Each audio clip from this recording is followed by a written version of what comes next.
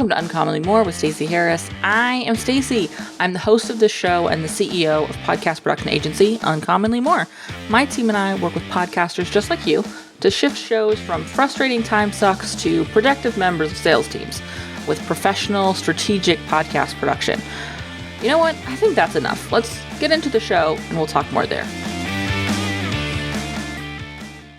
I talk a lot on this show and in workshops and on other people's podcasts about the impact of podcasting on a business. But what does that look like for somebody who's not selling podcasts, who's quite frankly not even necessarily selling a business service? And that's why I wanted to bring on Sarah of the Former Lawyer podcast today, because Sarah does a really, really, really incredible job of supporting lawyers on her show. And today, she's going to be talking about why she started her podcast and the results that podcasts have had in her business over the last couple of years. I am thrilled to get into this conversation. You're going to hear us talk about it, but Sarah started working with us about a year ago, almost exactly a year ago in April 2021. And she'd had her show for about a year and a half before that. We're going to talk about her journey as a podcaster and how she knew it was the right time to make hires, and even some of the reasons why she DIY'd her show for the first year, which she did. The first 12 months, she did absolutely everything herself, but she didn't jump right into working with UM. For 6 months, she worked with a freelance editor. And she's going to talk about how she knew when it was the right time to make each of those calls. And I think that's really, really impactful to know when is the right time for you. When is the right time to pull that lever? And so I want you to listen to what she says. And if as you're listening to this episode, it occurs to you that now is the right time for you, I encourage you to reach out. We have 2 spots for new shows to join us in April, and I would love for one of those shows to be yours. So head over to uncommonlymore.com/podcast production to learn more about working with our team. I loved having this conversation with Sarah, and I am so excited to share it with you now. It took a lot of effort. We actually recorded this about a month ago. And it took a lot of restraint for me to stick with our plan and wait to release this, because I think this is going to be a really, really cool episode for those who don't necessarily sell B2B, what this can look like. I actually get this question quite a bit about using your show, and Sarah's show is really podcast first. Her business is really podcast first. And so you'll hear that in the interview. And I really wanted to hit home because it's really, really impactful, even if you're not selling to other online business owners. This is not just a medium where graphic designers and web designers and coaches and podcast producers can sell this to other people running businesses. In fact, Sarah's audience are lawyers looking to maybe not be lawyers anymore, not necessarily be entrepreneurs. And if you listen to the interviews she's had on her show, a lot of the stories she's telling is them leaving one sort of traditionally corporate endeavor to go into another traditionally corporate endeavor. So this is not just a way that B2B kind of businesses are generating leads and conversation. So get ready, enjoy this one, and without any further ado, here's my chat with Sarah. I actually emailed my team and I was like, I get why our clients like us so much now. You're like, oh, this is life-changing. I now understand. More people should hire us. This is great. I should actually leave this bit in. Yes. All right. So I've got Sarah with us now, and I, for real, am going to leave some of that in. Because I adore Sarah so much, I'm going to resist my intense urge to just jump in and ask like a questions about your show and start with, I introduced you, but will you, because this is a podcast and this is what you're supposed to do as a podcaster, will you tell everyone about you and your show, please? Yes, I would love to. I'm super excited to be here. My name is Sarah Cottrell. I am the founder of Former Lawyer. I work with lawyers to help them figure out what it is that they want to do that isn't practicing law. I practiced law for 10 years, and like pretty much at least 50% of lawyers out there, at some point in there, I realized, wow, I don't want to be a lawyer and I have no idea what I do want to do. So I started the Former Lawyer podcast in August of 2019. So we're right around 2.5 years going now. And I also have a program for lawyers where I work with them to help them figure out what it is that they want to do. And that is what I do. And that is my podcast. I love it. I want to start with the question that I think no one really talks about after they start it, but everyone says it's so important before you start it, which is why a podcast? Why did a podcast make sense for you 2.5 years ago? Well, to be honest, I had just had the idea of a podcast in my mind like forever. I mean, literally when I was still in Big Law, this was like in 2011, my husband and I were like walking around our neighborhood late at night because it was the only time we both had free. We both worked in Big Law.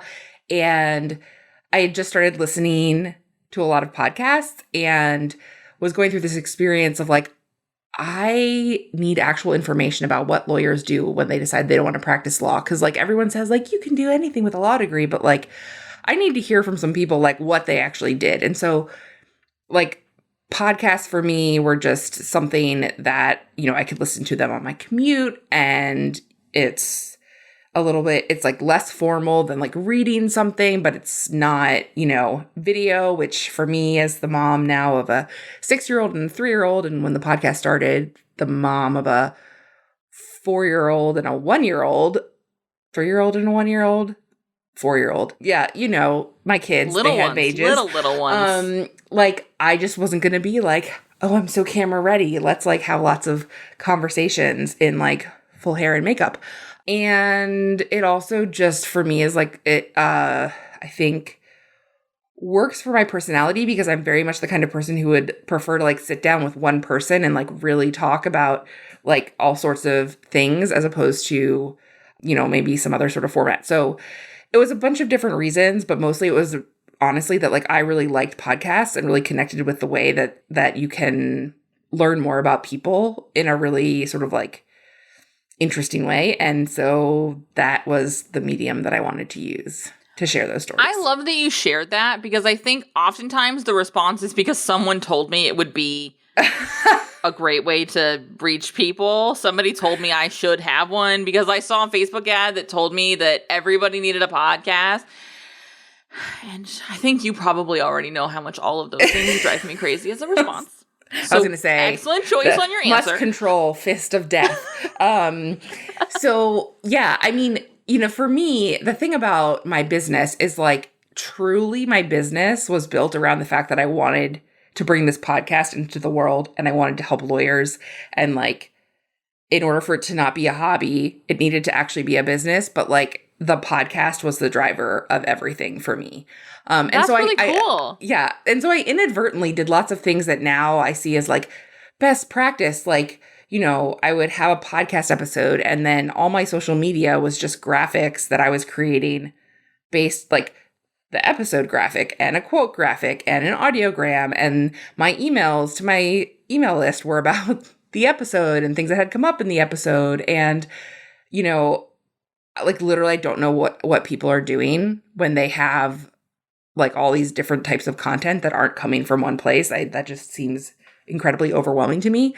But now I see that like I sort of, I guess like in a certain way, it was kind of like I walked backwards into kind of the way that a lot of people ultimately end up promoting their business, because the thing that people find my business through is like the reason that I started my business. That's really cool. I think there really was a content first sort of position here, because it really was this desire to bring these stories that, quite frankly, it sounds like you were craving, these conversations that you wanted and needed, bringing those out. And I think we see a lot of businesses start that way, where we're trying to solve a problem we have. I think that's how a lot of us start businesses. But for you, it really was not just the business model, but the content model was what drove every other decision. That's really cool. Yeah. Yeah. We've been working together for like a year and I didn't know that. Well, yeah, I mean, literally like I got the website up in maybe June of 2019, because that's when I started recording episodes, and then I started releasing episodes. And for people who are listening, they may appreciate the fact that I literally did everything myself. Like I edited all of the audio. I made all of the graphics. I'm not saying I did these super well. I'm just saying I did like everything that was done in my business for the first 12 months was done by me. Like all of the things. And so, again, I'm not saying it was done incredibly expertly, but it did help me understand a lot of different parts of the business so that when I decided that I was at a place where I could sort of start handing some things off, I actually knew what those things were and why I wanted to hand them off. I love that. What surprises people frequently when I talk to them is the fact that that's how most of the shows we produce started that way. Most of the shows we produce, they DIY'd it for about a year, somewhere between like 8 and 14 months tends to be the sweet spot. And I actually really, really encourage it. There's a reason that you do not see podcast launch front and center on our website. We do that with maybe a couple of clients a year, and it's almost always because I have a pre-existing relationship with that podcaster, because there is something incredibly valuable about sort of being in the weeds for the first at least 6 months of your show, because you are finding out if the decisions you made before you launched your show are where you want to keep going. And quite frankly, one of those decisions is having a podcast. Yes. I was just going to say, I think especially if you're a person in a position like you mentioned where the reason you're creating the podcast is because someone told you that you should and not because you like genuinely want to, there is a decent chance that you'll get into it and be like, this is not for me, especially if you're doing all the work yourself. So for me, for the first 12 months, I did everything myself. And then I hired an editor. So just offloading the editing of the audio, which was amazing, to be clear. That was very helpful. And he was wonderful. And that was, a big part of a segment of producing it. But like, it got to the point where I was like, okay, I've done all of this myself. Now I've like had the audio piece, the editing piece sort of like handled by someone else, but like, okay, now I need more. And that wasn't until for me. So the podcast started in August of 2019. I started having the audio edited in August 2020. And then Stacey, we started working together in April of 2021. April 2021 is that right? Is when we started together. So it was like another 6+ months of, yeah. And it's interesting because people are always really surprised by this, but I think that's the exact right way to do it. I think it's so beneficial to grow your team as you can, as you have capacity to, both financially and mentally, because handing any part of a process over does take a certain amount of energetic expenditure. I hope that we make it fairly simple. But what I want to know, what I think is really helpful, because I get asked this all the time, is how did you know at both points, when you stopped DIYing and you hired an editor, how did you know that that was the right time? And on the flip side, once you had that relief, how did you know you were ready for us? I mean, like a really simple part of the answer for me is like it was just, I was at a financial place where I could do it. If I had been able to do it earlier and felt like it was like responsible, I probably would have, because it does make such a huge difference. But so in August of 2020, I had reached the point where I could like comfortably take on someone editing the audio, like that monthly expense. And, like I said, I literally had never edited audio before. So like, I did what I needed to do to get the podcast out, but I knew I was never going to put the time, I was never going to become an expert audio editor because I wasn't going to put the time towards it. I was doing what I was like, the quick and dirty version. Minimum viable product, we call it. Yes. And so like, to me, that was a thing that like, I am not going to put time into this to get significantly better. This is something that someone else already has put that time into, like becoming an expert in this area. And when I can, I'm going to sort of outsource this. And really the same thing was the case when I ended up hiring Uncommonly More, because I got to the point where I was like, okay, like having the audio edited is great, but like it really is just one piece of the puzzle. And especially if you are doing what I'm doing, which is you're using the podcast to create content like for my blog, which then is SEO optimized, because Google is a huge part of how people find me, because lawyers are like sad and alone at their desks and are Googling like, I hate being a lawyer or alternative careers for lawyers or whatever. And there's no shade to them, like literally, like that is literally what I did. And that is why I know that's what they're doing. So I needed someone who sort of like understood the whole strategic picture, like not just like, oh, we create a great episode, or, oh, we create a great episode and we create great social graphics. It was like, I needed the whole deal. And a lot of it is so intertwined that I had originally looked at kind of like, you know, working with the editor who I'd been working with and then bringing people on for the different pieces. And it became very clear to me very quickly that like I was going to turn into like a project manager basically, which was going to be its own job. And the whole point of me outsourcing it was to not be doing, not to create another job for myself. And so yeah, it was kind of the combination of like financially the business getting to the point where like I could take on that monthly commitment again with Uncommonly More. And then also like having a really clear idea of like what I needed help with and what I could like confidently outsource and what I would be able to do with the time that I was going to get back when I did that.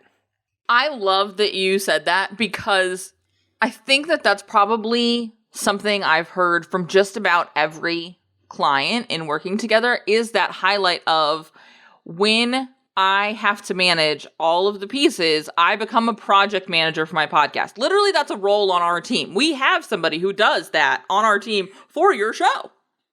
Because not one person on our team touches anyone's show from beginning to end.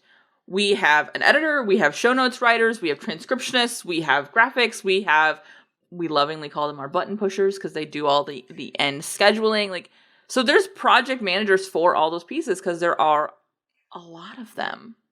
Yes. The thing I want to bring us back to is that your business was really sort of built podcast first, but you were also already driving traffic via the podcast to your offer. Yes. And so part of it was also, I'm assuming that there was some proof of concept that the podcast worked. Were there any early wins in your show where you were like, yes, this is a thing, this actually works, yay? I mean, yeah, for me, so I did nothing with SEO until July of 2020. So the first year of the podcast, there was no SEO happening, no optimization at all on my site. I mean, there was, search engines were finding it. It was not optimized. It just wasn't help. Yeah. So like people occasionally would find me through Google, but the vast majority of people were finding me through the podcast or actually on Instagram because of like graphics I was sharing from the episodes.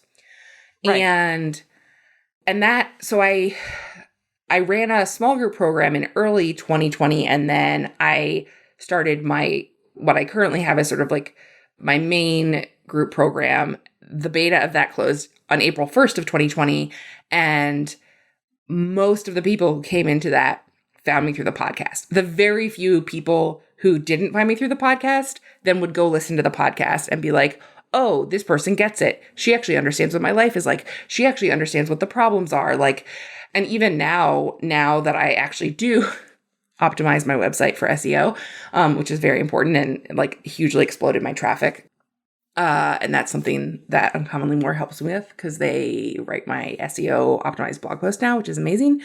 So those people who find me through Google often then go listen to the podcast. So they like find me through Google. They're like, oh, this person gets it. Oh, they have a podcast. They go listen to my podcast. And then they're like, wow, this person really gets it. And so almost everyone who joins my program has listened to at least some of the podcast. Sometimes they join so quickly because they like just found me and they're like, yes, this is the person. And then they start listening to the podcast. And then like in calls, we have monthly calls, they'll reference like this or that episode. And in particular, I had an episode that I released this would have been like May of 2020. And it was called Your Job Should Not Make You Cry. I remember this. Yeah. That episode, which we've re-released once since then, that episode will re-release again and again because it's a great episode. It's still, still comes up all the time when people either email me or actually come into the program just saying like, I listened to this or I saw this and I was like, oh, wow. Like this person understands what my life is like and like why trying to leave is so hard. So yeah, my business, like without the podcast, like I don't, I often you can't even separate them. Yeah, no, and often I just, I feel like, I think of other people who like don't have sort of that core content, whether it's like the podcast or whether they're just blogging or whether it's YouTube. Like, I just think like, how do you do it? I literally like, I don't want to say it's easy because it's a lot of work, obviously. Like ultimately that's why I needed help with it. But it is easy in the sense that like, I always know where I want to go in terms of like where I'm going to share the things that I want to share that I think my audience needs to hear, like, you know, that's important. And I feel like if you don't have that, then what are you doing? Not in a bad way, but just like actually, what are you doing? Question mark. I don't know. Like, you're like, not rhetorical. I need answers. Yes. Yeah. How do you spend your time? Yes. Basically. Yeah. I love that.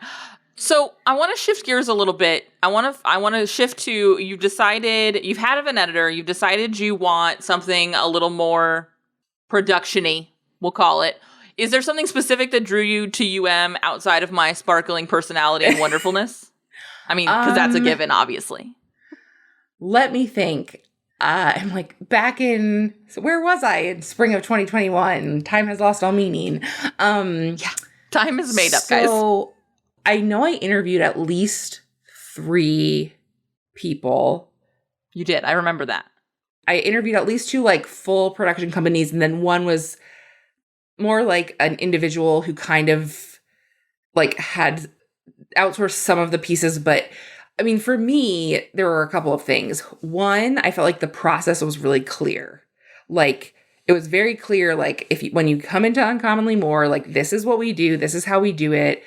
There was a understanding of, so, you know, I'm not looking to monetize my podcast. Like that is not you the have goal. Monetized your podcast. Right. Well, I'm not looking to monetize my podcast in the sense of I'm not like, oh, let me try to get advertisers. Right. Like my podcast has always been I'm putting this out there because I know this content, which is free, will help lots of lawyers. And also I share about the things that I'm offering so that if people want to work with me more closely, they can. And totally. There's a big difference between a production company that like is trying to gear you towards like monetizing through ads versus being strategic in terms of enrolling people into programs. And so that was a big draw for me with Uncommonly More. And then, like I said, and I know you talk about this on your podcast, but I listened to a couple of the episodes, including like what it's like when you work with Uncommonly More. And so I feel like I had a really clear understanding of like what the process was, what I would get, what I, wouldn't get, what things I needed to ask for because like, for example, I really wanted help with writing blog posts that were SEO optimized because SEO is a huge part of my strategy now. And like, if I were to outsource all of the pieces of the podcast, but not the blog post to someone, like the blog posts in many ways are like the second most important thing that I'm doing after the actual like core episode. And so it would not have been the same amount of like taking work off of my plate so I could do other things. Yeah, you're still sitting in that project manager role, just in a different part of the process. Right. And I'm still in the like, okay, I have to write it once the episode is ready. And so I was really wanting to get to a point where, if I couldn't get to something in a particular week, it wasn't like, well, I'm not sure how this is going to go out this week kind of thing. And I just felt like the process and like, especially after talking with you, Stacey, like there was an understanding of what it was that I was looking for. And in the other interviews that I did, I just felt like there was not the same level of clarity. And it may have existed, like if we had started to work together, it may have been there, but like I didn't really have a lot of confidence based on our conversations that I knew that was going to be the case. And when you're doing something like offloading this huge piece of the business, you don't really want to like, oh, well, I'll just see how it goes.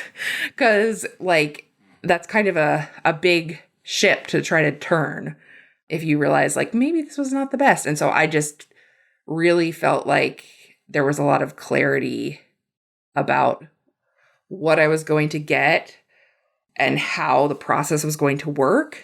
And also a lot of understanding of like why I do the show that I do and how it functions in my business.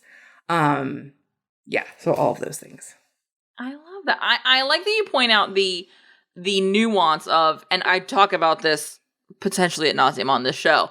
We work with a very specific kind of show. We work with shows where the monetization of the show leads in a business. You're looking to genuinely serve an audience with content so that you can help them make a decision. And that decision may be, cool, I've solved my problem thanks to content. There are absolutely people who listen to this very show and message me and are like, absolutely love this episode. It answered my question and I'm good. Aces, job done. Or you identify that you want to work with someone like us, but this isn't the right fit. Cool. Go and be good. Or you realize that this is what you want and we're the perfect right fit. Either outcome, you have a solution. And those are the kind of shows we work with because those are the kind of shows I like. I think are so important. And I think there's a lot of stuff for people who want to monetize a hobby through ads and talk about a thing they really like, or sit down and drink beers with their friends and say terrible things about women. There are absolutely those podcasts available. I don't produce them. Seems they're not wise. welcome here. They're not welcome here. So I love that you share that. So as we start to wrap up, are there any, this is a completely selfish question, are there any wins or favorite things about working with UM? It's April now when this episode releases. So we're at our 1-year anniversary together. Is there anything as you look at the year where you're like, yes, I'm so glad? I mean, like, where do I even start? Top of the list works, whatever. So, like, first of all, like, I truly, if you are listening to this and you have a podcast and you have been, like, doing your own stuff, like editing and all of the things and social, and, like, you're thinking about outsourcing it, like, seriously, you should do it because it literally changed my life. And I mean, sort of like on the metrics side of thing, like, 2020 was the first year that I had any revenue in my business. And then last year, 2021, so I started working with Uncommonly More in April. And by the end of 2021, I had, granted, the amount in 2020 was not huge, but I had 5x'd the amount of revenue that I made in 2020. And I don't think that would have been possible at that same level if I didn't have the time to devote to things other than producing content and like making sure that it was good and getting it out in the world so people could hear it. Like I was able to focus on my program and like, working with my clients in the program and, upgrading some of the content and doing some promotions to like make sure that people knew like, hey, I do actually have a program. And yeah, I mean, there are just so many things. I also started a YouTube channel. Basically, I hired Uncommonly More and immediately was like, oh, I'll start a YouTube channel because like, why not add additional things to my plate? Which it's what happens when you buy back a lot of time. Yeah, which has also been like, because YouTube feeds into like Google and SEO. So that has actually been also really great for my business. So I mean, and there's zero chance that I could have started a YouTube channel if I was doing the podcast. Like, no chance. Zero. Yeah, and strategically, we've tied them together really well to optimize the site. So we've used videos that done well to inspire podcast episodes and flipped that around. Podcasts that were doing really well, you prioritize those as videos. Yeah. Yeah. And so it's just like it exponentially increased the number of things that I was able to do in the business, not just, start a YouTube channel, but also just like all of the other sort of like more strategic things that you literally, especially for me, I mean, I work full-time-ish, but like really it's kind of part-time because my kids, they get out of school at like 3:30 and with drop off, it's like it's basically like a 9:30 to 3, maybe 10 to 3 work schedule. And so like every minute, every minute counts. And, I do spend some of that time like, doing things like yoga and actually like being a person, not just like a business robot. And so, yeah, I really just can't even, it like when I say it's life-changing, I literally mean like it's life-changing. I love that. Oh, you guys can't see me, but my face is so red and excited and happy right now. I love that. And I love working with you, and I love this show. I highly recommend for the people listening to the show, for the lawyers you love in your life, just send them this podcast. I jokingly told Sarah, I don't know, maybe our first strategy call, or technically our second one, not our kickoff, but like our first like quarterly call, I confess to you that my backup plan is always like, I will get frustrated in my business and I'll be like, screw it, I'm going to go to law school. Because that's what I always thought I would do when I was young. And listening to this podcast, you're like, thank goodness I didn't make that horrible life choice. Like, never mind. I'm never going to law school. I literally have had people send the podcast to people who are thinking about going to law school and just say like, hey, you should listen to some of these episodes. And had people be like, oh yeah, I'm planning to go for the reason this person talked about, like why they chose to go. And that means I probably shouldn't be going to law school. Because it's probably not going to end up. Or they go with their eyes wide open and they make choices early that are different. Yes, totally. Yeah. And so, that is, I think, a great part of doing it, because it's like you said, like there are people who will email me and be like, hey, I've been listening to your podcast for a year and like I want to thank you for it because it like really helped me see that how I felt was normal. And now I've like just given notice I'm going to this other like non-legal job. And so the fact that for me, I'm able to put out so much content that is helpful for people, even if they can't afford or don't want to invest the money in working with me in some sort of program, is just like, literally my goal is to get as many unhappy lawyers out of their jobs as possible. So like, what could be better? By whatever means necessary. We'll start kidnapping them soon. Yes. All right. Can you point everyone in the direction of where they would find your show so that they can be sending it to all their maybe lawyers or regretful lawyers? Yes. Well, so you can just go to my website, formerlawyer.com, and the podcast page has like links to the main places. Also, if you just search Former Lawyer wherever you listen to podcasts, it will come up, and then, send it to all of your lawyer friends who are like, this is terrible. What should I do with my life? So that they know that they know they're not alone. Specifically, send them the episode that Sarah points out that it's not a good idea that you're crying at your job. Yes. Your job should not make you cry. It's an important episode, and yes, there's a very high likelihood that the person who's a lawyer will relate to that episode. Absolutely. All right.